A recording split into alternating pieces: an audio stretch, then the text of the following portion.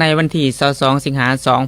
2025ที่หอผู้สมใหญ่ของแขวงอัตตปือได้จัดพิธีปาฐกถาวันยึดอำนาจทั่วประเทศครบรอบ80 ปีคือวันที่23สิงหา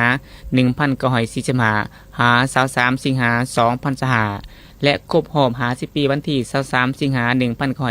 1975หา23สิงหาคม2025ให้เกียรติปาฐกถาด้วยทานพันเอกจันทนากรมเมืองห้องประธานสหพันธ์นพเก่าแขวงอัตตปือ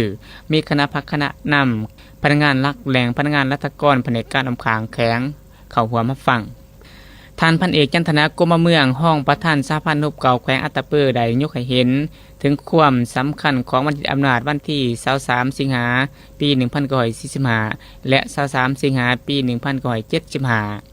มีวันที่มีความหมายสำคัญสำหรับประชาชนลาวทั้งชาติเพราะมันแมนหมากผลแห่งการต่อสู้ปฏิวัติอันยืดเยื้อยาวนานของประชาชนลาวบรรดาเผ่าภายใต้คณะภาคของพรรคประชาชนปฏิวัติลาวมันแมนผลที่เกิดมาจากความกล้าหาญประดิษฐ์สร้างแห่งการนำใส่3บัตรขอนยุทธศาสตร์เพื่อยึดอำนาจการปกครองในตัวประเทศแบบบัวบอกซ้ำนำบ่ให้คุณแมนชัยชนะของแนวทางการปฏิบัติอันถูกต้องและการนำพาอันฉลาดช่องใสของพรรคที่หูมูลใส่ลัทธิมาร์กเลนินเขาในพฤติกรรมตัวจริงของการปฏิวัติลาวอย่างประดิษฐ์สร้าง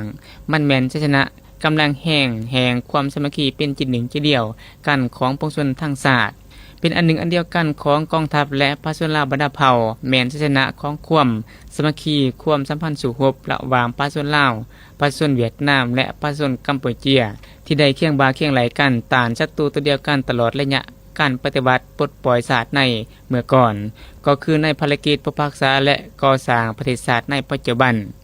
พองขนันทานยังได้ยกให้เห็นการกำเนิดเติบใหญ่ขยายตัวตลอดระยะ75 ปี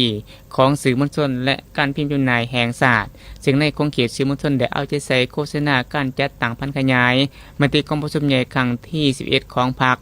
การจัดตั้งปฏิบัติแผนพัฒนาเศรษฐกิจสังคมแห่งชาติ5 ปีครั้งที่9